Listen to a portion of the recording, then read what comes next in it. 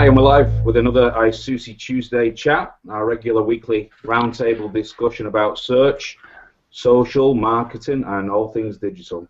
I'm Carlos Fernandez, President of ISOOSI, and we have another great lineup for you today.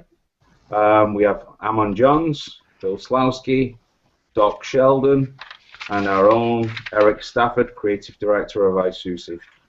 For the last few weeks, we've been discussing future-proofing your business marketing, and we've had some great guests on for you, Rand Fishkin, Eric Enger, AJ Cohn, and last week we had Dave Naylor and also Greg Boza. So we've had some great hangouts for you and some great insight and information, valuable information on how you can best kind of protect your business and your business marketing for not only 2014, but for many years to come.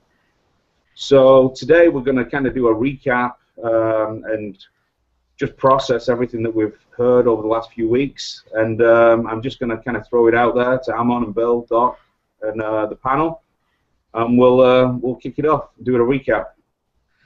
Amon? Yeah, I mean the main thing is it's great listening to the big guys who've been doing SEO since before it had a name, talking about all the things that they've seen and all the things that they want to do and all the ways you should change.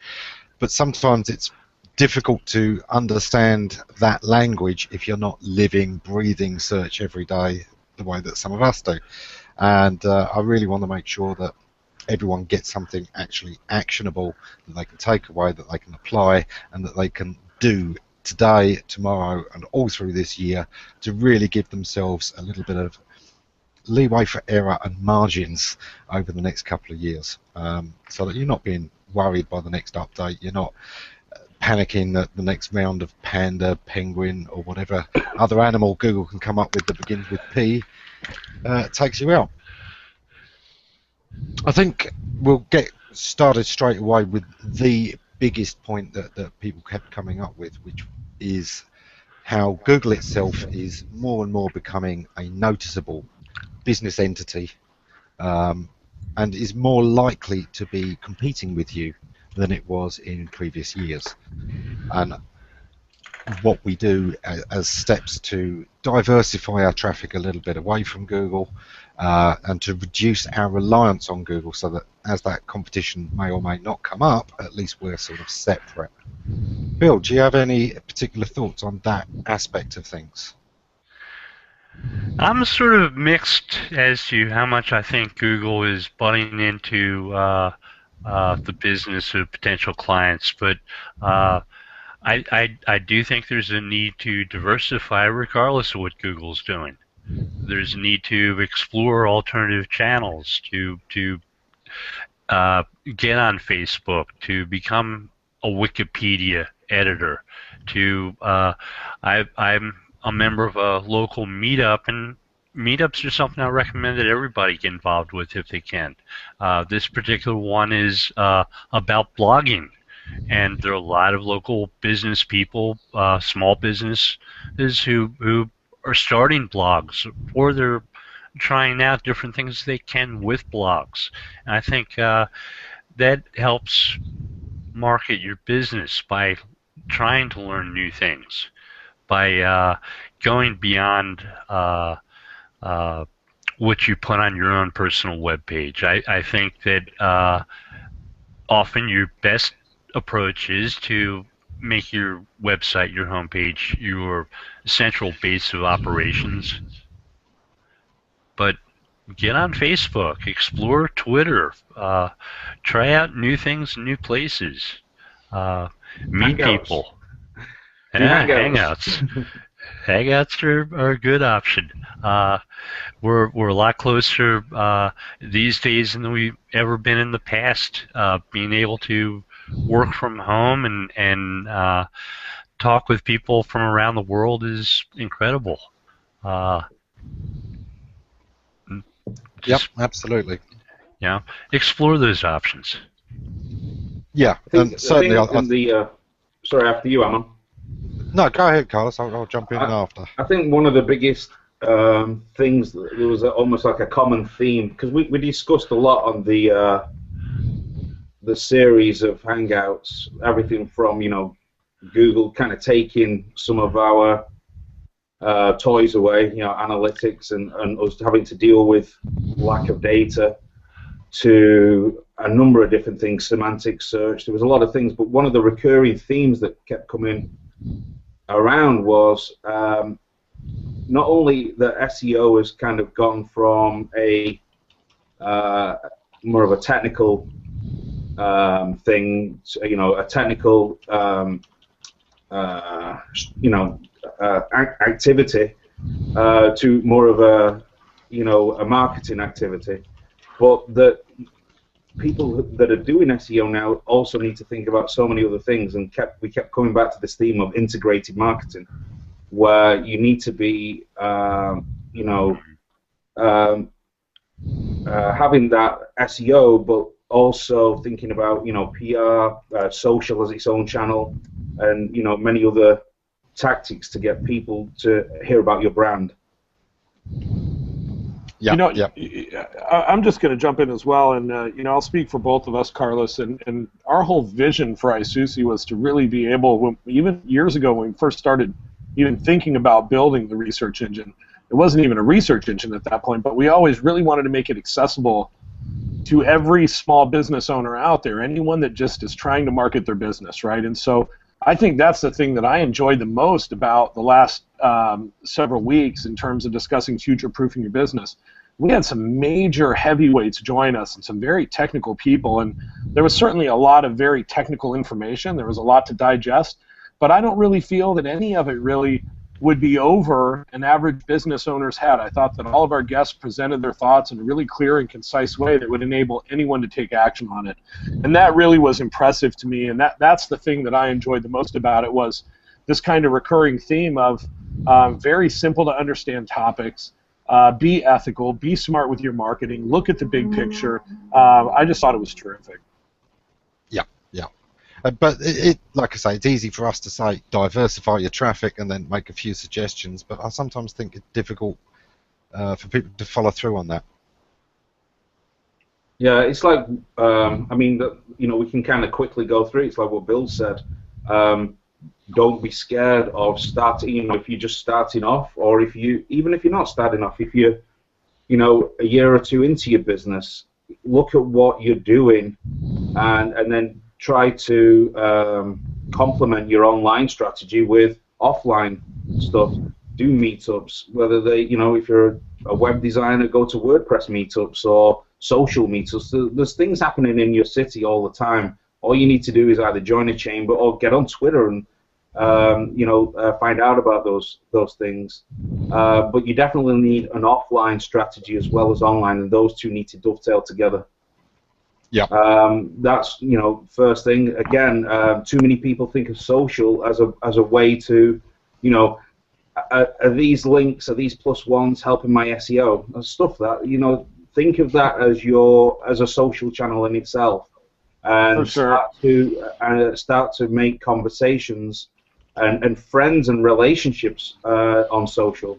Once you do that, then that's a separate stream. Right now, so much of our traffic to ISOOSI is coming through social. It's incredible, you know, and not just, you know, not just Twitter. You know, Facebook, LinkedIn. LinkedIn is a great place to share content. So you need to be doing all those types of things. You know, offline networking, using social. We touched briefly on things like video marketing. I think that is one of the most underutilized activities that you can possibly do. You know, it's you know, with Google owning YouTube and those results coming into the first page of the SERPs, it's a real good way of you know, getting some eyeballs on you. Yep. Doc. Yeah, I think, you know, the biggest takeaway that I got, you know, from that first session was similar to what you're talking about. It was the fact that you've got to focus on your area. You know, what is your area of expertise, of interest? What do you want to be known for? So people that are going out there and trying to shotgun tons of, whether it be guest posts or articles or just a social media presence, whatever you're trying to do, everything that is not focused on your goal is taking you further from your goal. So if I'm trying to be known as a digital marketer and half of my tweets or Facebook posts or Google Plus posts are about the Super Bowl, I have to be aware of the fact that at least in the short term, I'm diluting my case. Okay, but at the same point, if I'm out there talking about everything from blogging and image manipulation and site design, where will I build my authority? Nobody is good at everything, okay? Trying to present yourself as an expert of everything is just asinine. So find your focal point and focus on that and drill into it. Establish yourself as an authority. There's an awful lot of discussion, some of it very heated, about whether agent rank or author rank, or whatever you want to call it, is already somewhat implemented or ever will be. And personally, I think it is already in March. I think it has a ways to go, but I do believe they're already testing and playing with it, and I do believe it's inevitable. But even if I'm just looking at reader perceptions, if I want to establish myself as an authority in any sort of a topic, I need to focus in that area and demonstrate my credibility. Yeah, when you talk about stuff like that, Doc, you're talking really about brand and how you're perceived, right? What people, the essence that you evoke in people when they think of you or your name or your product or your service or your logo or whatever. Exactly. And a big part of brand is platform and reaching the right audience, right? So that you can connect with them. And I think that's part of what Carlos is saying is that you see so many websites where people, they're like, well, I'm going to use a super small font because it looks techy and cool and it is a website. If your audience is an older readership, they're going to have trouble with the smaller fonts. And a lot of this really just kind of comes down to, it's not rocket science. It's very simple stuff. You have to put the right message in front of the right audience, and you have to use a platform where you're going to easily connect with that audience. So maybe that looks like direct mail to you, or maybe it looks like print ads, or maybe it looks like paid media.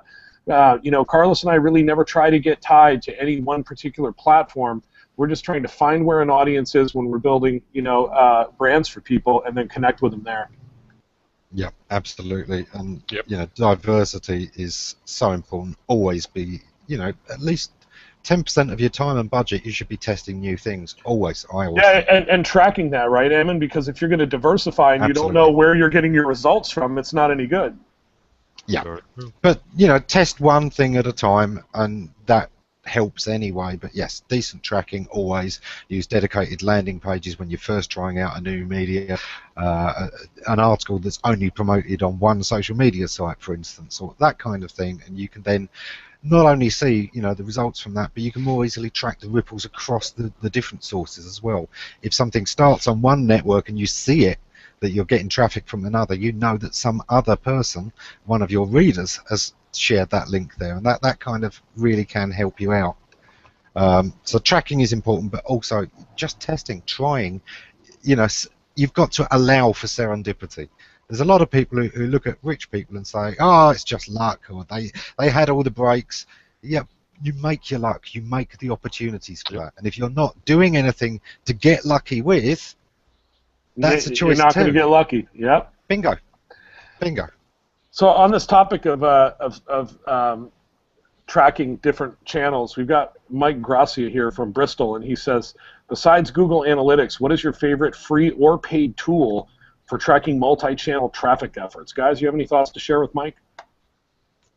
I still like to use server-side tracking. I still like to have basically what used to be log files, but you put a mod on the server so that it logs it straight to an SQL database, and that way you pull out any data you want with SQL queries.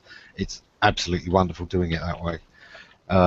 Given unlimited budget and time, I always go for actual data warehousing, where instead of storing cookies on the users, you build up a database of this IP has done this and this and this, and it's connected here, and you start building up that data yourself, your own version of big data. That is hardcore geek mode.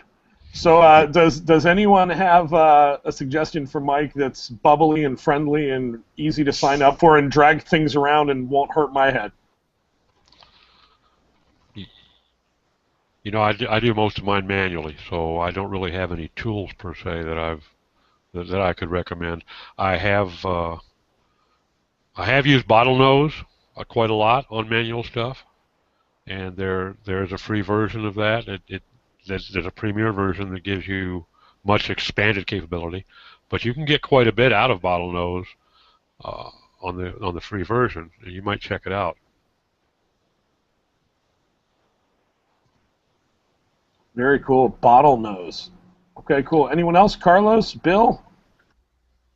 I'm a big fan of Omniture. I've said it a few times on these Hangouts. It is enterprise level, quite costly. I was just trying to Google then. I was just trying to search for. There you go. That's branding for you. I was trying to search for an article that Russ Jones had done. There is another free. I will post it later when I find that. There is another free option if you don't want to give your data to Google. Oh, analytics. There's plenty. If you just do some searches for stuff like log file analysis software, free log analysis software, free tracking, you'll find tons and tons of options out there. Yeah. But in terms of paid, Mike, Omniture is my favorite one. Integrates beautifully with pay-per-click, with Adobe's. They've got a paid search center. It's an Adobe. Omniture is now an Adobe Systems software, but that's my favorite paid one. My favorite back in the day was NetTracker. Quite expensive, but the way you could drill through that data, you know, you can say, right, here's everybody that's gone on this page and then to this page. So, you know, these 2 points as a journey. Okay, now just the ones in this region. Now just this guy. And, you know, I mean, it really would. With one click, you could drill through to any level you want and then zoom back out. It was a great tool for playing with basic, ordinary log files. We just had somebody mention in the comments that ClickTail, I've never used ClickTail personally, but that ClickTail is a good complement to analytics. You know, I know that you guys use some very complex tools, even as far as to go as far as Eminent said, in terms of like housing your own data and being able to run whatever sort of searches you like to sort that data. That's cool stuff. But for the average everyday user, I mean, I get it that we all have privacy concerns, but I think analytics is really, really cool. I mean, it makes it very, very easy for people to install a little piece of code on their site and at least start to see some of what's happening, right? Yeah, so that's exactly how Google bought everyone off. Yeah, right? But they weren't offering anything that wasn't already out there. It was the Google name, and everyone hoped it would make sure you got spidered more. There's tons of other free solutions out there if you just search that are just as easy to use. The problem is that actually JavaScript-based ones are the least reliable. They're the most commonly blocked. I'm completely invisible to Google Analytics when I'm surfing the web. You know, I remember years ago when I bought my first domain name and set up my first hosting account. This is even before I had met Carlos. I logged into the little area there in the back of it, and I saw AW Stats and Statalyzer or whatever, and I was like, wow, look at all this. Very cool. So we've got a comment. Sorry, I think, you know, I know that it's kind of a little bit off topic, but just about this, because we've had actually 2 clients this week that asked exactly this type of thing. They, you know, whether they're upset about lack of keyword data now, whatever the reason, they want Google Analytics off their website because they don't want to share that data with Google. And whether you're upset with Google or for kind of breaking that trust or promise or whatever your views are, my take on it is, and Amon and I discussed this last week as well, is Google's going to get that data about your website anyway from things like Chrome. You know, they see so much information from people using Chrome that they're gonna and other signals. I think that they're gonna find out what they need to find out about your website anyway. So you know, you're not going to become invisible by just taking off Google Analytics. Analytics, no. But I do think that if enough of us do it, it does send Google a little message that, we're not going to continue to take it forever. There was an implicit contract there that you gave us good data and we gave you good data, and now you're getting more data than we've got by a long, long way, and you're even quibbling over what you're giving us. It doesn't. It's not good, and I think everyone needs to sort of stand up for themselves and take Google Analytics off, just so that Google knows, look, there's only so far you will be able to push us. This is a very minor thing. It's not going to take data away from them. It's not going to hurt them, but it is going to send them a message that, we're not going to take it forever. Well, what it will do, it does hurt them to an extent, Ammon, because machine cycles are gold at Mountain View. And without analytics on your site, yes, they can get that information, but it costs them machine cycles. And you can bet they'll feel that, because that is the currency, internal currency at Mountain View. So, yeah, it'll definitely send a message, and it will be felt. Yeah. Now, we're not going to break them, no, of course, but it's not going to be a fly off in the side of their face either. They're going to definitely feel it. Yep. And I do think it's one of the moves that we need to do, just to remind Google that although it is, the biggest thing on the internet, that doesn't make it bigger than the internet, and that collectively we're bigger. Going back to diversifying traffic, of course, getting traffic in from different sources isn't the only point that we covered in our talks, and I think one of the earliest talks with Rand and Eric, one of the really good things there was we were talking about building up a voice, and AJ particularly underlined this in saying that you need to build up your own audience. People should be finding you the first time through a search engine, fine, but after that they should be coming back on your own merits. So let's move into building an audience and how to capitalize on that.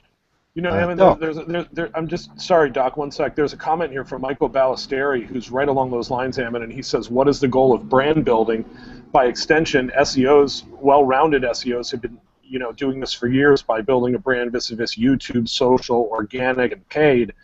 And I kind of see what you're saying, Michael, but to me, the brand isn't about the different traffic sources and bringing them all to one place or several places. It's about the communication you establish, the relationship you establish, and the feeling they're left with once they get there, right? And so a well-rounded SEO, yes, is going to have a lot of different traffic sources, a lot of different sort of platforms they're using to kind of bring people in. But I think, to me anyway, what branding comes down to is that message. And I think that's what Ammon was just saying is, once you get people there, how do you keep them there, and how do you get them to come back?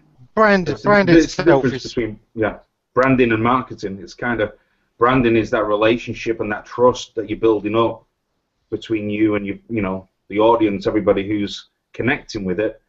And marketing is the way to try to get that out there. Sorry, Ammon.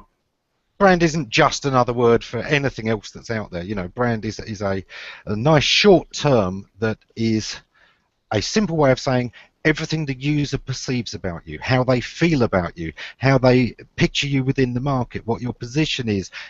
Basically, every single aspect of their perception of you is your brand. And what we talk about is taking control of that and steering that rather than just letting it happen. But the thing is, everybody out there has a brand. The only difference is whether you're steering it or whether it's being defined by people by happenstance. Absolutely. It's the mindset that you create in others about your business. Their perception of why you exist, why you do the things you do. Nike is a great example of this, right? They've got several brand drivers, like their swoosh logo, right? Everyone knows their swoosh logo. And everyone knows a lot of their positioning statements. And everyone knows what their ads look like, right? I think anyone on this call, anyone listening or joining in this Hangout, could design a Nike ad. You simply find a really compelling image, boost the contrast on it, make it look really sexy, put the swoosh logo on it, and make it inspiring. And don't forget to also tie it to absolute top professionals. You know, Right? that's one of the things they've always done. Whether Yeah. it was Jordan, you know, all the way through their career, they pick the biggest names in sport to have as their endorsement, so that Nike is a serious sports brand. Yeah, and the reason it works is because that's always been their strategy. They're very consistent with how they treat their brand, so much so that any of us could extend that brand for them in a way that would make sense if we took them as a client today, right? It's very, very easy because the emotion underlying all of it is the same emotion. It's this emotion of empowerment and this emotion of you can do it, just do it, achieve and drive. That's sort of the brand. It's not the logo, and it's not the colors or the look or the images or even the athletes. It's sort of the feeling. It's that feeling. Yeah, absolutely. If we take another really famous brand, you look at Coke. You know, Coke has always tried to associate itself with the young, with the hip. It's all about the concerts. It's all about the lifestyle. They're not showing you overweight people in their 50s. That's not the Coke brand, even though, you know, they've got as many drinkers in that market as any other, but it's always about the trendiness, the share a Coke with a friend, especially that share a Coke thing. The social aspect of it has always been a big part, because they want it to be a drink that you have when you're out with friends. Well, you Right, know, to take that a step further, if you think about some of the most successful and memorable brands, ad-wise, out there, another good example, Budweiser. You know, look at what Budweiser did with their Clydesdales, okay? Look what they've done. You know, they make very emotive ads. You know, they're appealing to patriotism, they're appealing to warm, fuzzy feelings, and you know, those are the campaigns of that sort, like you talk about Coke and Nike. Those are the campaigns that are ultimately the most successful in the long term. You know, you can come up with a gag, you know, a one-time gambit that will get a lot of attention, go viral, possibly give you a boost in business. But until you actually find a focus and build your brand around it, you know, you start with a solid foundation and you continuously focus your brand on that. That's when you have long-term success. Yeah. Right. When you have an Apple computers and you buy something from them, you get it shipped to you, and the package is so beautiful it hurts to open it. Doesn't it? Yeah, and Not that I would that's- ever order anything from them, of course. Right, but still, it extends down to the packaging of products. It's got nothing to do with an ad on TV or an ad on the web, but it's down to the core Yeah. of their company. I This always is the remember way they do Amazon, things. how much testing they did on their packaging just to make sure it left the least mess. They actually tested all their packaging on a clean carpet and would measure how much mess. You know, was it getting little polystyrene beads on the floor? How much mess? Because they wanted ease to be a big part of their brand, right the way through to unwrapping the product at the end. Right, the Which is brilliant. big bubble wrap, single cell plastic deal that's large, but it's not all those little peanuts that go all over the place. Yeah. Hmm. And we have hours of fun popping the bubbles after. I think Ammon said something really important, and it would be easy to quickly sort of glide past it, which is that, you know, you can take ownership of this and drive it, or you can let the internet drive it for you. One of the two things is going to happen either way, and so if Coke doesn't pay attention to what people are saying about them, then their brand will suffer by 50-year-old overweight diabetic people commenting on what Coke's done to their life, right? And the same goes for, you know, Carlos and I work with several banks and in our agency side of our business, and banks are never going to have all happy customers, and so those banks need people that are aware of what's happening and are monitoring what's happening so that they can kind of steer that conversation. Otherwise, you know, same thing with food companies that are using GMOs is a big, big deal now, right, where people are starting to say, hey, your food causes cancer, your food's got chemicals in it. And, you know, there are some companies out there that are doing a terrific job of this. If you're not, you need to be. Yeah. And in fact, you make add an important point to that, that if you don't do it, somebody else will. Your brand will be established in the public's perception. So you want to be the one doing it. It may be the public, it may be your competition, it may be any, just one little quirk, but it will form a lasting impression. And So, do you want to do it, or do you want to let somebody else do it for you? Yeah, and this advice is not just for big businesses like Nike or Coke. This is like even if you're a one-man shop doing web design or whatever, if you go out and check online or Twitter and or Yelp and somebody's posted a negative or just even a mediocre review of your company, you need to get in front of that and try to communicate either with the reviewer or do something to try to turn it around. And instead the of first just thing leaving it. always, in that kind of case, first thing always is apologise. No matter what, always apologise for them having a bad experience, because that you can genuinely do. Yeah. Whether or not it's their fault, whether it's your fault, whatever's happened, the very first thing to do, if somebody's had a bad experience, is apologise for that bad experience and mean it. I've seen this a million times where the owner of a business will get online and be like, I remember you were a jerk, and this is your fault. And it's like anyone reading this is going to be, no, I'm never going into that place. Let me buy from the guy that thinks that we're all jerks. It's amazing how you can actually turn a negative review around online. Yes. Oh, absolutely. I mean, quite often that is a real mark of you as a business and your professionalism, and it can actually, I've seen it, firsthand with many clients. With advice, and if you're steering it the right way, you can definitely turn it into a positive. So get out there, be listening to as many. One thing we probably didn't cover in the previous Hangouts that we did in the series is some social tools, because again, in terms of future-proofing your business, you need to be on social. It's like we've always said. You might not want to get into Twitter and Facebook, but you can believe that your audience is communicating about your brand on there.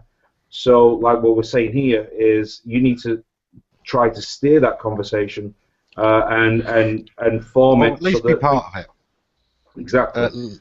Well, I had a client the other day that started getting attacked by a troll and a couple of the troll's friends on Facebook, on their Facebook page. And he calls me in a panic. What do I do? I said, well, the first thing is, should I just shine them on? Just ignore it. I said, that is the one thing you never, ever do. First thing you do, like Ammon says, the first thing you do is you apologize for the fact that they've had a bad experience. And then you immediately inquire as to what was wrong and what can you do to make it right. Because this is a fantastic opportunity. You not only may turn this person into an evangelist if you really handle their complaint well, you also have an audience watching this exchange, and you have an opportunity to show every company makes mistakes. You've got an opportunity here to show that you can make it right. Yep. And the public is at that point is more important than the individual customer, because you may impress him, but you have at the same time you have an opportunity to impress 10, 20, or 150 others at the same time and make a lasting impression. Though I love those opportunities. When he says, I got a pissed off, I don't know if the guy's just a troll or if he's really a pissed off customer. I haven't talked to him yet. Should I? I say, hell yes, you should. And you should do it publicly. Absolutely. Companies used to spend a fortune setting up these PR exercises to make it look real. You've got a real one, and this is an opportunity to show how reasonable you are. And if the guy doesn't respond reasonably, and you've been reasonable, it makes him look bad and makes you look wonderful. Exactly. There's no lose there. If he's a troll, you win. This was one of the topics that I don't think we really dug into much over the last several weeks when we were discussing future-proofing your business, and I think it's huge. I think most businesses don't treat their customers like gold, and you really need to, because your customers are going to be at a much higher level. First of all, they're the people that are most likely to buy from you again, right? It's much easier to get a sale out of an existing customer than it is out of a new lead, right? And if you treat your customers like gold and bend over backwards to do anything for them, you have to have the right customer support structures in place. You have to do things, for example, if you have an e-commerce store and you're offering free shipping on returns and refunds, and you're answering requests really, really quickly, and you're making it really easy for people to get a hold of you, these things make a dramatic difference. Absolutely. Yeah, you build a genuine relationship there of not only trust, but even of love and friendship. You know, that you are the guy they can trust and rely on, absolutely, in all their business dealings for this kind of thing. Yeah, I would say when you're future-proofing your business, definitely spend some time and thought into how do we make our ordering processes easier, how do we make us more available, how do we make it easier for our customers to get a hold of us and answer questions and resolve issues. That's a great way to future-proof your business. Do some emergency response planning. Make sure you have an idea of the types of problems that might show up and have an answer for them before they happen. And an escalation plan. At what point does the CEO need to be made aware, okay? Right. Now, if you're a large enterprise, the CEO isn't aware of this stuff. But at some point, he might want to be, or maybe just the CMO or your manager or this floor supervisor of the customer service group, whoever. There should be an escalation plan, because at any point, somebody needs to be aware and be able to establish or interpret the company policy and hopefully handle it with finesse. If it's not going to be the solutions the customer is searching for, at least handle it with finesse, because you can turn people down and have them walk away with a good feeling about it if it's done right. And if you hire people to do that for you, you want to know what they have in place in terms of a plan for those types of situations. I must admit, I'm not a fan of outsourcing social at all. I know, you know, there's all kinds of reasons that companies see to do it, but to me, it's like you find out that you're not a very popular guy in town. So you hire a really nice-looking actor who's very charming to go out into town and use your name and pretend to be you and make lots of friends. But guess what? Now everyone recognises him, calls him by your name. They like him and they still don't like you, but now they don't even know your name. You can't outsource social. You've got to do this yourself. I'm afraid that's how it works. You can have agents, you can have people that go through you, you know, being your eyes and ears and even your mouthpiece, but the policy has to come from you yourself, and it's even better if you get out there and actually do some of those handshakes. Somebody says something nice about you, the CEO of the company comes in and says, that's really, really sweet of you, thank you, have this gift, you know, or somebody is very upset by something, and you can see it's been going on a while, your customer service rep has been having a CEO steps in, I'm really sorry about this, normally, you know, this kind of thing doesn't happen. I absolutely believe that we've offered you the, you know, the best deal we can, but we understand this, so we're going to cancel. It sends a powerful message to the public. Massively, there. Yes, and it says from the top down, this company cares. None of that ivory tower stuff. You know, one book that I keep mentioning is the Clue Train Manifesto, and that's because it really is important for everybody watching this to read that book. So we're a decade old, but it's still worth spending the time with. Yeah. Mm-hmm. It you know, people say it predicted social media, and Doc knows that, you know, I always argue with that. No, social media was what the web was built on before there was the web, with bulletin board servers. You know, conversations is where it started. The web came along later. But, you know, the Clue Train Manifesto is getting back to that core of the social aspect that the web was built on. So, of course, it translates perfectly to today's social networks and social media needs. The conversation is going to take place regardless of whether or not you're involved. Exactly. You've been invited, but nobody's going to hold that conversation back just because you haven't bothered to turn up. So it's again, it's like your brand. You know, you can step in and steer it, or you're not. Well, with the conversation on social, you can't even necessarily steer it, but you can be part of it. You can choose to have your say and be reasonable and be seen to be a part of this process, to be connected with your market, or you can sit back in your little ivory tower, content that, you know, I'm in charge, nobody tells me what to do, and watch as all your business, you know, disappears over to some other company that pays more attention to them, that makes them feel a bit more special. I'm going to just do a little bit of plug-in for some other great companies, but if you've got any kind of, you know, marketing budget, we definitely would recommend that you invest in social monitoring tools. Then, talking about this subject, there's enterprise ones out there that we use, that hook into Salesforce, like Radian 6. But some very affordable ones, whether you've got a Moz membership, they have a monitoring tool, which is good, and they've got a whole slew of other tools in their analytics suite. So that's Moz, obviously. And one that we're a big fan of as well is Raven Tools. We use that a lot for monitoring things on social. So again, part of future-proofing your business, I would definitely invest in one or if not both of those tools. Yeah, absolutely. We will have future chats that focus more on those kind of tools. We're hoping to have both Moz and Raven tools, and indeed Majestic on a future show. So we will cover those in much more detail in a future show. Yeah, I was just going to say, I know that for the longest time, Carlos and I had lots of arguments with our guys about, is there really a trackable ROI on social, and how do you define that? Is it possible to really see an ROI from this? And we've gone back and forth and had lots and lots of discussions, but that's one of the things I've learned over the last several weeks as well, is that the tracking and monitoring tools are only getting better, and they're only going to continue to get better. Yeah. And there's a question here in the Q&A. How do you define a successful social media campaign on average for a larger client? Is it based on actionable data, conversions, traffic? I would love some advice here, guys.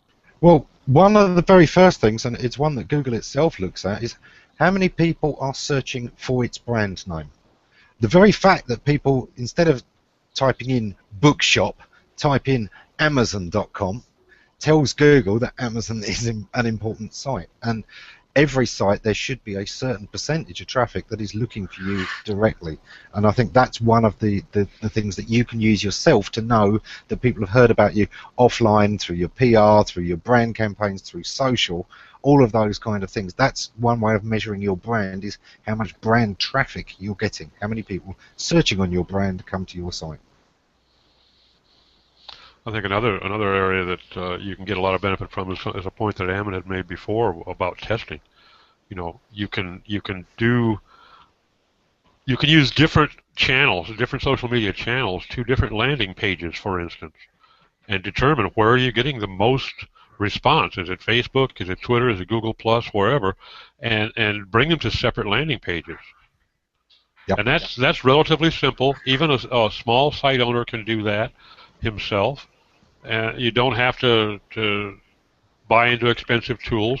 You can do the same thing to try to drill down on your CTAs, but see what your CTR is from these different social media campaigns by tracking your traffic to that page. If that page is only linked to from Twitter, then everything that goes to that page came from that campaign on Twitter. Bang. If you're doing an online campaign as well, one thing, it's kind of like going back to what Ammon said, don't be just analyzing it. And so say you're doing a pay-per-click campaign, or you're doing social, and you're doing a big campaign to get your brand out there. You can't be just trying to analyze the success of it by looking at how many conversions or applications are done online. Well, for example, if you're a bank, for example, the campaign that may be online may be driving people to your branches. It may be driving walk-in traffic, and that needs to be analyzed as well. That's again going into increasing your brand exposure, but it's not, maybe, depending on the type of business that you've got. Obviously, if you're just an online e-commerce website, that's different. But if you're brick and mortar, you've got to be analyzing the people that are walking through the door, and whether it's a short little survey questionnaire that you put on an application form, for example. So if you get in a new checking account customer, you need to find out where that checking, and that's just come into the branch, you need to be finding out how that new customer found out about you. Yep. But even then, if this is the main area you've been focusing in lately, and you notice an upturn, then you can be pretty sure that directly or indirectly somehow it's related. It's kind of like, I always imagine this as companies, 60 years ago, going, well, what's the ROI on giving our salesman a telephone? Why would he have his own telephone line? He can nip down the road and use the telegraph office and send a telegram. There comes a point at which you go, do you know what? It's a communication tool. We know that communications is where all deals and sales happen somewhere down the line. Let's use it. And then let's look at our profits over the next year and see if it's working. And it is. Or one thing that Bill and Doc and, well, all of us will know is, there was a time when people weren't so sure about having an FAQ page, frequently asked questions. Well, shouldn't we just be selling our thing and putting our ad up? And, well, sometimes the FAQ is exactly the kind of reassurance somebody needs behind the scenes. Yeah, it's the ad sale that's driving the desire maybe, but it's the FAQ page that's providing the reassurance, or letting them know it works for their system, or letting them know it's going to be suitable to their needs, or even simply reducing the amount of time that your customer services department are having to spend on dealing with things. All of these things are ROI. There's a lot more to ROI than just increasing sales, and I've always said that one of the most important is decreasing costs and reducing your overheads. Sometimes it's hard to quantify, but it's not hard to identify the fact that there is ROI. Yeah. I think one of the things that everyone does miss so much about social, people say social media, it's a bit like the internet. When I first got in this, people used to say, it's the internet, there's millions of people online. And every company would go, okay, it's the 90s, we'll have a website. Right, where are these millions of people? They were expecting all these millions to land on their page. Well, yeah, okay, look, social networks, there's millions of users, but it's not about talking. The most important, the most valuable part of social media is the ability to listen to your audience. It's something we did touch on briefly in the talks. You used to pay £50,000 or more to have a market research panel done that allowed you to understand what 20 of your customers thought. Facebook gives you all of that for nothing. LinkedIn gives you all of that for nothing. It's saved you £50,000. In fact, do £150,000 worth of it. Spend 3 days on it. There you go. And you've saved yourself a fortune, and you've got something really, really valuable that companies were spending that kind of money for and seeing positive ROI. Yep. The two other things that we talked about in the previous Hangouts as well, and I don't know if you covered this while I was just I just had to take a few minutes off, but we talked about content marketing, about the big train that's in the station right now that everybody's jumping on and has been jumping on, and how that it's going to increase and increase, and how are you going to basically stand out when there's this glut of content out there that's being shared here, there, and everywhere.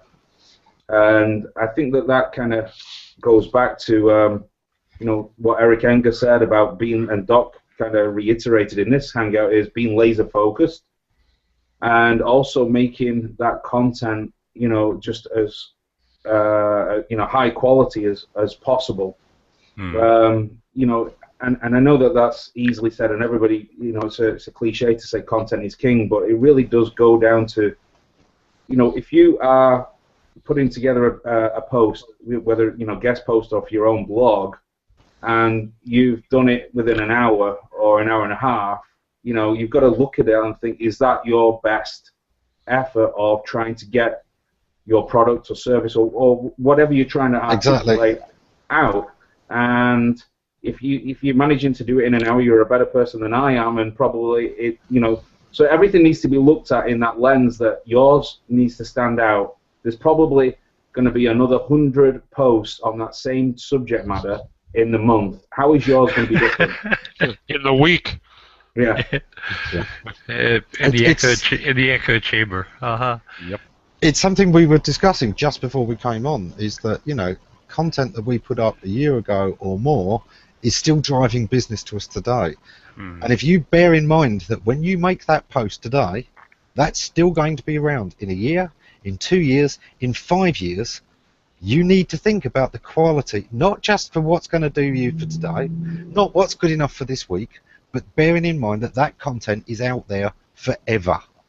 Right. Have I built something for all time here? That's the kind of level of content that you should be building. It doesn't have to be the size of a book, but you should certainly research it as well. So, Amit Singhal came out with a blog post on the Google Webmaster Tools Webmaster Central blog, uh, including 23 questions that you should ask yourself about your website to determine whether or not it's a high-quality website. So, you know, that those are ways that a machine might be able to use algorithms to determine something about the quality of your pages. But how does one page stand out from another when they're all high quality? Well, so who's the better writer, Ernest Hemingway or William Faulkner? Because they both have very different styles. Hemingway hides 90% of everything below the surface. It's the tip of the iceberg writing style, the short sentences, the facts that you have to understand or know or guess. Faulkner throws up in your mind. He provides a stream of consciousness style writing where it's word after word after word, and he uses 10 words when only one word would do. A complete opposite of Hemingway. And this is true with the stuff we create on the web. What do your readers prefer? Which do they want to see? They're going to appreciate one style over another given an equal level of quality. And you stand out by being an expert, by having a certain style, by the way that you interact and communicate with others. And by being consistent in that interaction and in that writing style, always being consistent. Yeah, because like Emmett had said, I mean, this is one of the reasons that I think the internet is such a powerful platform, is that, you know, if you're running magazine ads, for example, those ads are going to run in an issue, in a magazine, and they may work or be relevant for a couple of months after that magazine hits the stands. But after that, pretty much no one's going to see them unless they're in a dentist's office. Right? Yeah, I was going to say it's good for about 12 years with my dentist. Well, I saw a Time magazine with John Glenn on the cover. Okay. Yeah, but it's like Emmett had said. The internet is written in permanent ink. A lot of other platforms are written in pencil in terms of the fact that these channels just are not going to be viable for as long as the internet will. And so, getting back to branding, that's why it's so critical to be consistent in your message and in your voice and in how you speak to people. And you know, there's two points to go with that. The first is, if you're selling to everybody, you're selling to nobody. Yeah. Always have an idea of who you're selling to. Really specific. You know, don't overdo it. Don't want everyone to drink Coke, but it markets specifically to young people with a busy social life, because it knows if that group does, most others will copy them. You know, that's enough. Or they'll age and become the other groups anyway. That's fine. That's cool. You know, trendy people, if we market to them, everyone else will kind of follow suit. Apple, you know, it's got that hipster crowd, and if they're on board and the techies are on board, it'll spread enough. It's enough. They don't have to sell to everybody. They have to sell enough. And sometimes trying to sell to everybody just completely fails. And the second is tone of voice. You know, this is where a small business has a massive advantage over the big company. You know, a big corporation has so much staff turnover because, you know, somebody junior is usually doing the thing. They want to become somebody senior. They end up moving companies to become somebody senior. It's very difficult to keep a consistent voice in a big company without a big brand handbook and lots of people pretending to be that kind of person. You know, they're all trying to write as Hemingway, for instance. What I've done with big companies in the past is I've said, well, have a look at sort of like daytime TV shows and think of those little, you know, quirky little chat shows with a couple of hosts. Get a couple of people in that it's clear they're hosts. They're not your company, but they're representative of certain voices or styles you want covered. Have a little diversity there. You know, that's one way of bringing in lots of styles. There's different voices on your blog is doing that kind of style. But a small business, you know, it's much easier for them to maintain a consistent voice because it probably is one person writing it all unless he's outsourcing it. And go for the Oprah voice instead of the Jerry Springer voice, right? I do. We may have to go over a few minutes here because I want to get in the little discussion about keywords and Hummingbird and, you know, maybe a life without having to focus around keywords. But there's some great comments here as well, and I just wanted to pick up this one by John. John Griffith, because I think it's a great one. I've seen a lot of discussions about this on LinkedIn and a few other places. But he's put here, does everyone agree the ability to create content is a measure of expertise, so our non-content producers are at a disadvantage? Amon, I'm seeing you shake your head there, but yeah. It's the way I look at it, and I think my views on it have kind of changed a little bit, but it's like the old kind of discussion that always seems to happen on LinkedIn. It's like, who's the best SEO, or who's the best at this game, and you always get in-house people or people that have just been grunting away saying, well, I am. I've been doing it for like 15 years, but nobody knows about me because I keep all my stuff to myself, and I never write about it. So it's like, you're only going to be viewed as the best boxer or the best, you're only going to get that kind of recognition, if you will, of expertise if you actually try to put yourself out there. And I'm speaking here as somebody that, I feel like I'm not a great blogger and not a great writer, but content is not always the written word or a blog post. It's like this right now. This Hangout is content. You may be better at doing video content, or your content may be, physical material. It's do whatever works for your business, but I do feel that the non-content producers are at a disadvantage personally. Yeah, non-content producers, but that's a choice. You don't have to be an expert or a brilliant writer to produce good content. Curation has so much value, and all curation is finding the stuff that interests you and will interest your audience and putting it together in a neat package. You can look at, say, totally agree. Yeah. Who's the best chef in the world? Okay, maybe there's some great names in there. Do they make more money than the McDonald's Corporation? Who is the best cocktail maker in the world? Do they make more money than Coca-Cola? Well, I know, but this wasn't about making money. This was about who you wouldn't view McDonald's as it's marketing. Expert cooks. This is what we're saying. McDonald's brings more people in through their door than the top chef does. And what you're trying to do if you're running a business online is bring people in through your door. Now, I'm not necessarily saying, yeah, okay, what you want to do is make all of your audience fat and lazy, or just deal with convenient stuff. But do remember, if you want to bank on human foibles as ways that you can sell things, you can always rely on people to be lazy. If you're doing things for the lazy, you've got a lifelong business. There you go. Absolutely. If you're going out and finding the content that they'd like to, if they had the time, if you're doing the research and comparisons on products for people and saving them having to do it, you've got great content there. Content is in how it serves the user, not in whether you are Ernest Hemingway. You don't have to be a great writer.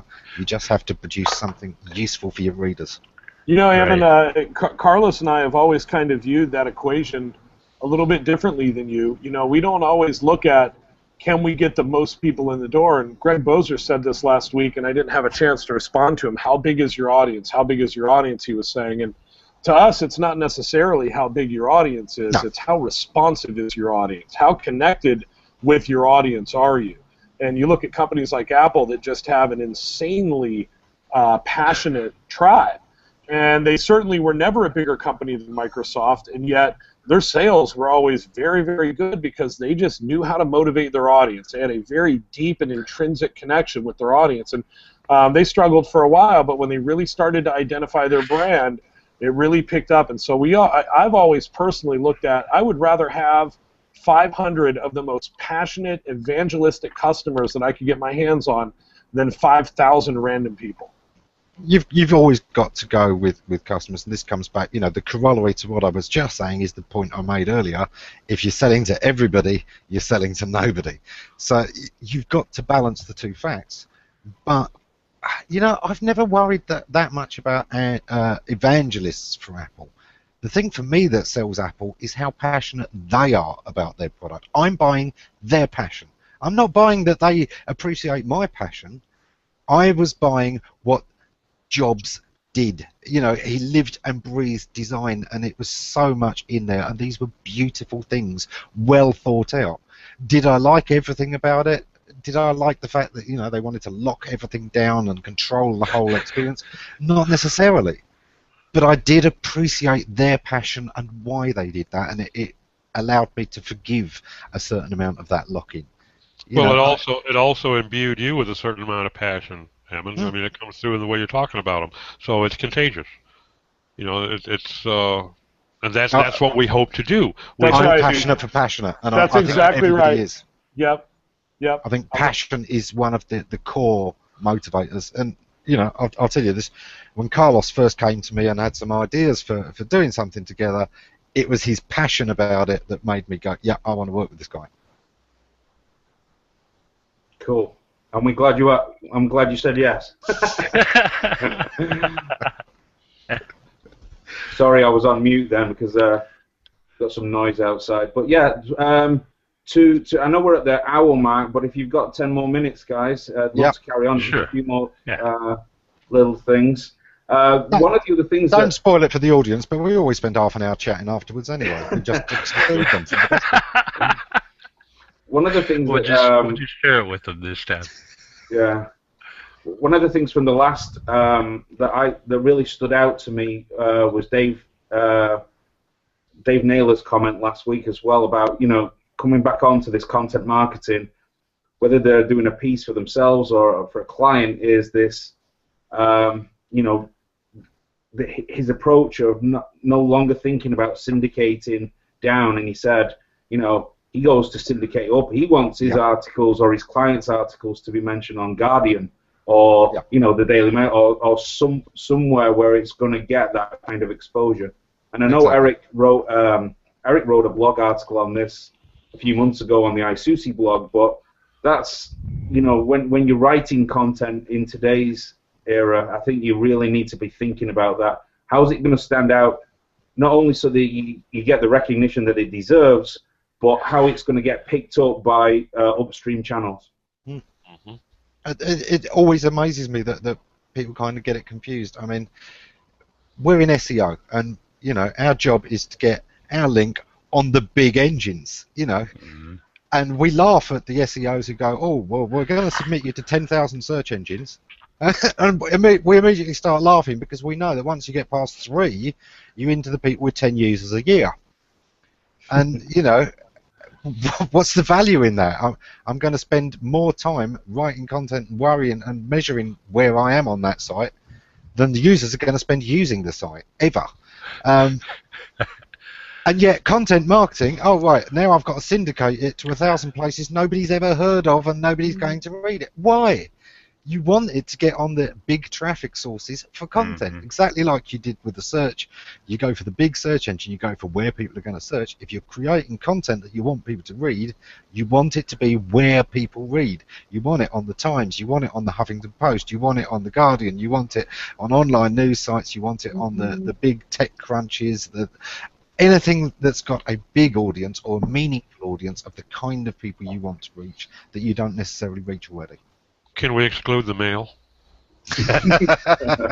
Hey, I'm pretty excited that I just got an article picked up by pictojiggle.jp. I'm really excited about that. I think that's going to turn everything around for us here at ISOOSI.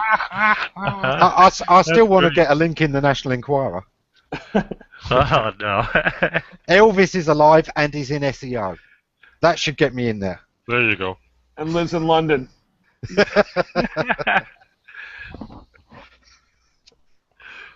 So I don't know if we have a few minutes just to discuss. We talked a little bit about, and I don't want to kind of get too technical into it, but we've got Bill on, who is, you know, an expert in kind of looking at where Google is going on patents and things that they've got in the pipeline. Sorry? Branding. There you go. Yeah. You can instantly say what Bill's an expert on. Yep. So we discussed in, I think it was the first of the series, about Hummingbird and how this kind of basically the overhaul of the entire engine is going to give Google abilities that it didn't have in the past, and how that may mean, and it's already, you know, probably starting to you can see it with queries right now in terms of their stride towards semantic search, and how this may mean that you need to focus less on keywords in the future. I would like to just kind of throw that out there, since we've got such a panel of experts with Ammon, Bill, and Doc. And guys, what's your thoughts? Okay, I'm gonna say that I sometimes hesitate to expect too much too soon from Google. I wrote a article for Search Engine Land in 2007 on agent rank, and I'm still waiting for it. It's been a couple years. Hummingbird, on its surface, on its face at this point, looks like it's a way for Google to take long, complex queries, spoken queries, conversational queries, and try to understand them better by looking at terms within those queries to see if they could be replaced and still provide responses that are just as good, though possibly different in a number of ways. And some of this involves looking at substitution rules or synonym rules that says, hey, this word is an acronym for the NASA is an acronym for the National Atmospheric Yeah. Whatever. Space, right, agency, right. So they're like they're perfect fits for each other. The pages that you find for either the queries that either would be used in are going to be substantially similar. There's some synonyms where they're the same in most cases if they're, say, for instance, followed by a certain word, like car repair or auto repair. Car and auto are the same in those circumstances, even though auto can sometimes mean something that turns on or turns off automatically, and car can sometimes be related to railroad cars. So they're not perfect synonyms, but what Google's doing is learning enough natural language processing to look at words that tend to appear with these other words in certain circumstance, build rules involving synonyms, and know when they might get good results. They can measure that by seeing if they use these substitutes, how long people tend to stay on pages when they click on one of the substitutes. And you learn from the first few million searchers. Half an hour goes by, and then you apply it to all the other ones. So it's not necessarily this reaching out to a knowledge base, this grabbing of all the schema.org info that people are putting all over the web, skimming from Wikipedia and DVedia and Netflix and other places where they might take reasonably reputable, reliable information and inserting them into search results. Google doesn't have to take that step so far. They don't need Watson answering everybody's queries. They just need to be able to do enough natural language processing and use the crowds to determine whether or not the results are good. That's condensing a bunch of patents into one thing. I would even argue a little bit with you, Bill, on that, because I've been seeing quite a bit of NLP capability in terms of determining what a page is about. I've actually been able to rank on a whole 2 occasions, been able to rank a page for a specific term that was nowhere on the page, and it was not simply driven by synonyms. Right. It was conceptual. What was the page was about, and Google was obviously able to read the document and determine the gist of the concept behind that document, and then match it to a query. Okay. So it was no longer a query or a synonym-related search. It was a topic. No, absolutely not. It was a topic-based search. Exactly. And I'm seeing that still. I still look at keywords, but I don't use them. Okay. I use them where they fit for my reader. Okay. But I don't concern myself with getting the keywords in there to make it rank. I concern myself with making the content match the topic, the concept that I want to tie that document to, and being quite successful with it. I started playing with that about 2 years ago, and I have not done any keyword research in over a year. Took a client's site, and the client was using a Mad Libs approach to optimization, where you take the same boilerplate, you insert the name of the city, Right. and the name of the county and some other things like that onto the page. I said, okay, we're going to stop this. We're going to make these pages absolutely about that place. We're going to capture unique things about the places. If you're selling sod, we're going to explain why this particular type of sod is appropriate for this place, because of its nearness to a mountain, because of the amount of moisture that tends to be in the air. So many things that are specific about that place. It includes some case studies that show why this is the appropriate sod for this place. Get some testimonials from people who live in that area, and each page is going to be unique, and they're going to be about that place. Doesn't that sound like a conversation that we had, Amon? It was like an exact replica of the conversation we had last week about city-specific pages, and we've gone through that with the team, and Eric and I discussed it as well last week. You really need to. It's like, I think you used an analogy, Amon, of like somebody coming up to you, just a generic salesperson coming up to you in a car lot and just saying, just speaking to you the same way every time, but just injecting a few different keywords here and there. Yeah. As opposed to a much more personalized, really tailored page about that particular place. That's what you're getting at, Bill, and totally agree with you. Right. So you're focusing upon the concept of that place. It used to be that people would try and stick the particular keywords they wanted into one page, and instead you've got to actually change the whole thing so that you've changed the topic, you've changed the focus. And the interesting place I'm seeing this, Bill, is particularly in fighting spam. And a lot of what people report as an over-optimization penalty on links is actually because when they do this cross-check, they can't find any of the other wording that there should be anywhere. They only find this version, which stands out like a sore thumb. None of these synonyms are there. Nobody's linking to it with the synonyms. That's as unnatural as hell. And I do think that kind of level of semantics is already in, and a lot of people are seeing it and getting hit by it.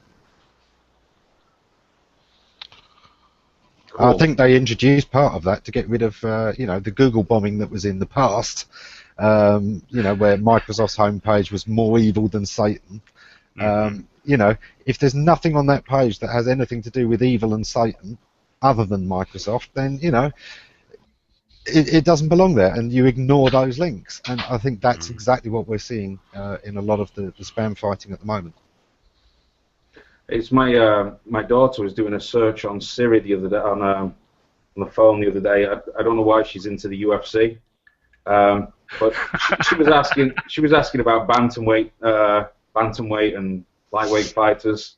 On Saturday she was interested because her dad's a big UFC fan, and so she typed in, she said to Siri, who's the top 10 lightweight UFC fighters, and Siri came back, here is a list of the top 10 MMA. So it was that, the knowledge that UFC actually meant MMA. And we're only just at the very, very beginning to this thing right now, where this artificial intelligence kind of knowledge and, the kind of the big data feeds into that of where it's going. But, it's only going to get more intelligent, and, gone are the days of having to optimize pages of, top -10 UFC fighters.html. So maybe you'll be able to spend that time that you were making all those pages into broadening the integrated mix of kind of marketing channels that you're doing. But it is the reason that we say brand is one of the big trends going forwards, is because as it's able to pull more sources, it could be that before you were the only match for this particular query. Now it doesn't matter how many other pages use those words. If there's a better known player in your market, if there's another company with a bigger brand that's using different words, but it's talking about the same thing, that's going to be appearing in those search results, and it could well be above you. So you do need to start building that brand to pull yourself up when there is more competition. So Google automates the creation of closed captions for videos in YouTube.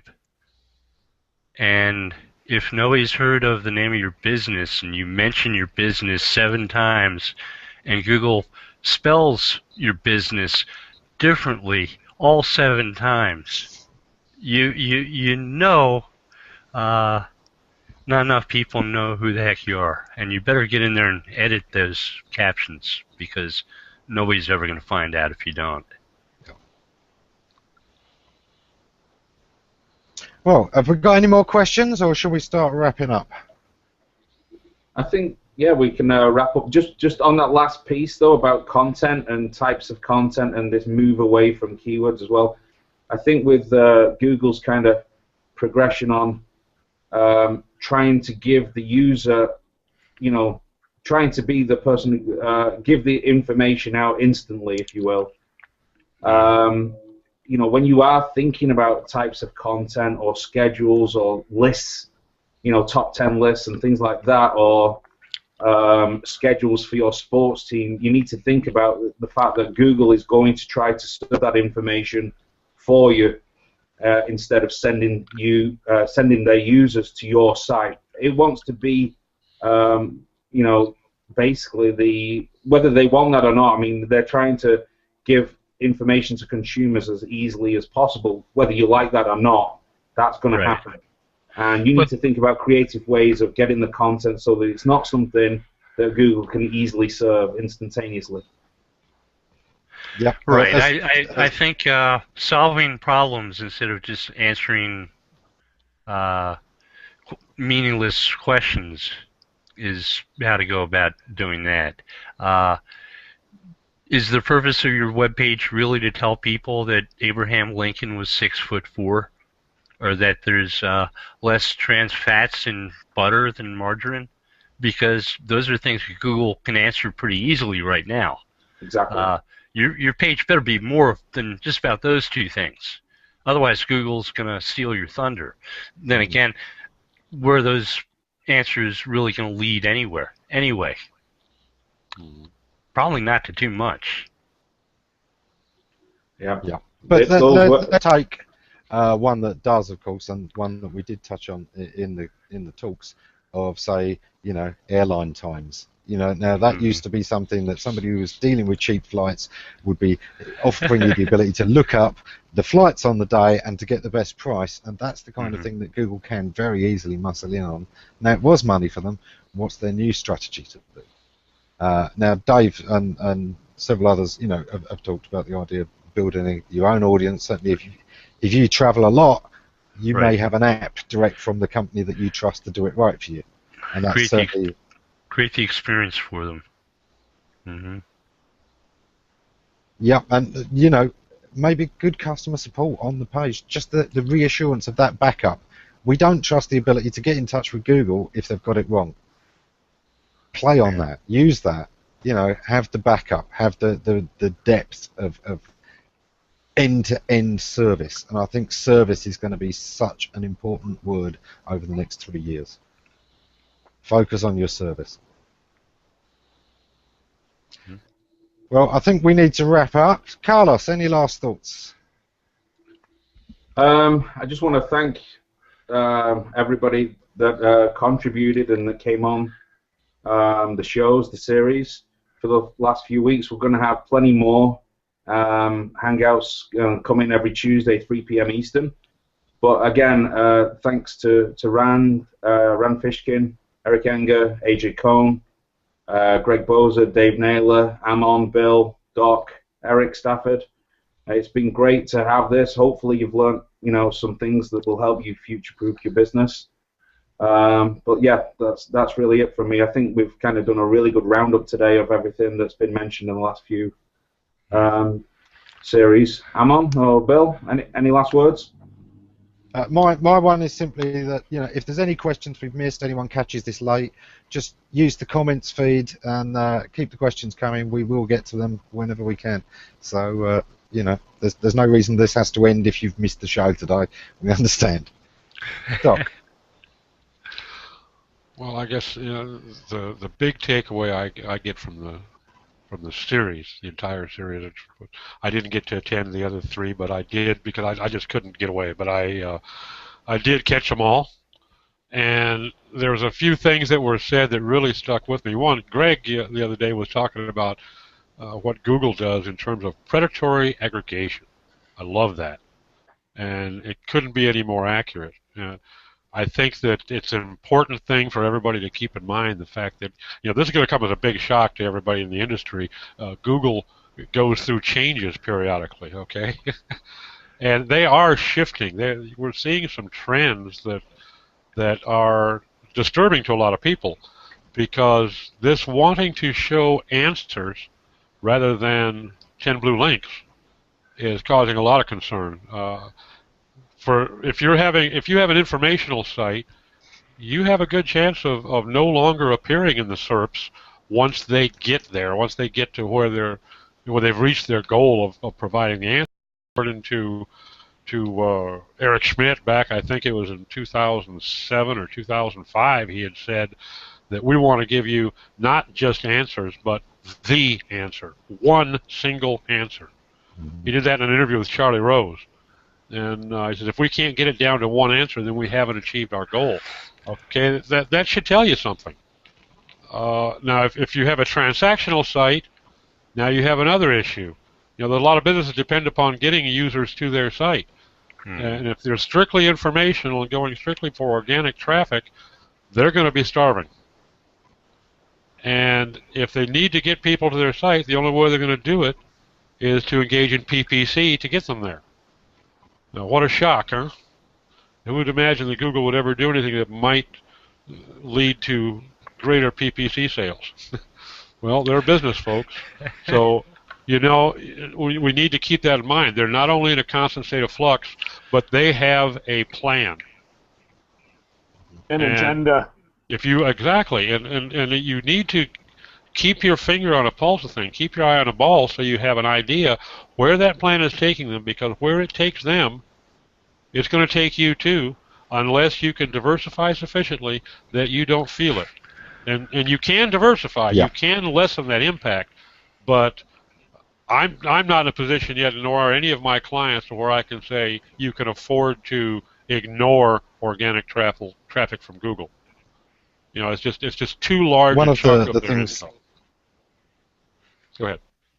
One of the things on the show with Rand, he mentioned an old discussion on marketing at Creator Site, Marketing 101.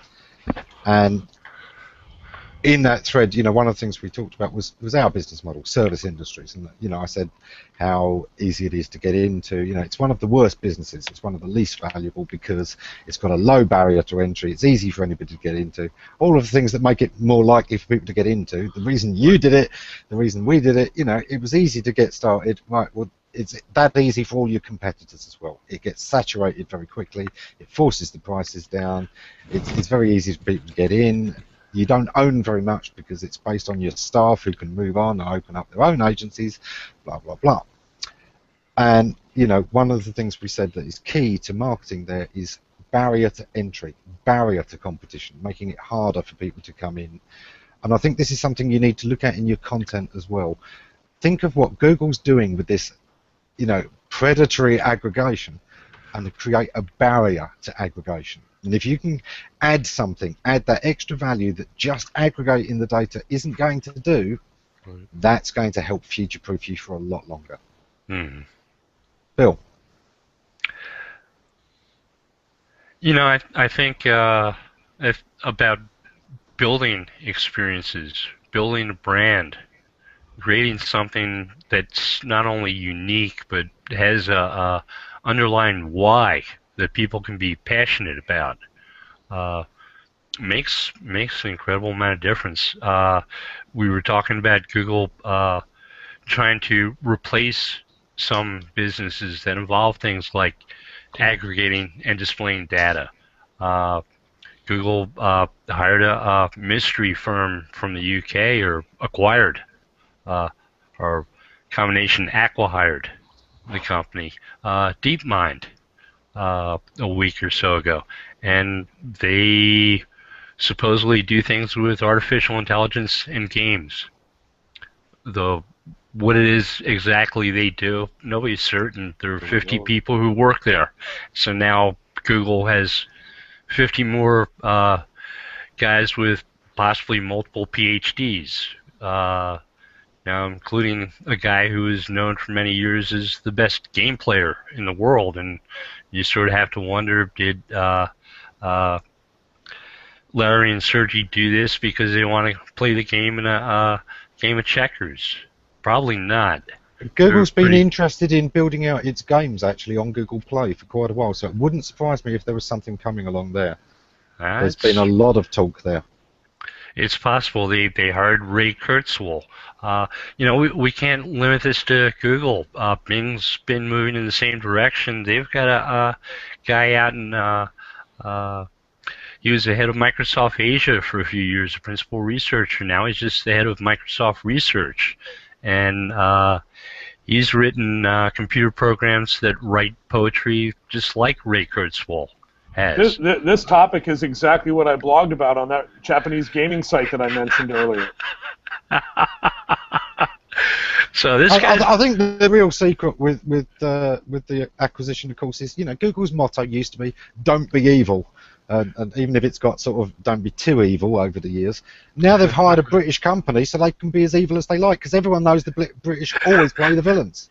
Well, that's what it's for. At least the good ones, right? At least the good villains.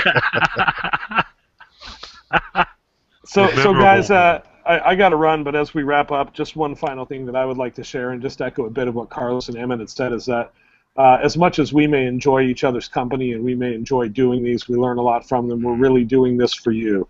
And so if you have any questions or comments, if you happen to miss the live feed, we would encourage you to share on the Hangout page and give us your feedback. It means so much to us. Any topics you'd like to see us cover in the future, any guests you'd like to see us reach out to and try and have, we're more than happy to try and make it happen. We really appreciate you being part of ISOOSI. So thank you so much.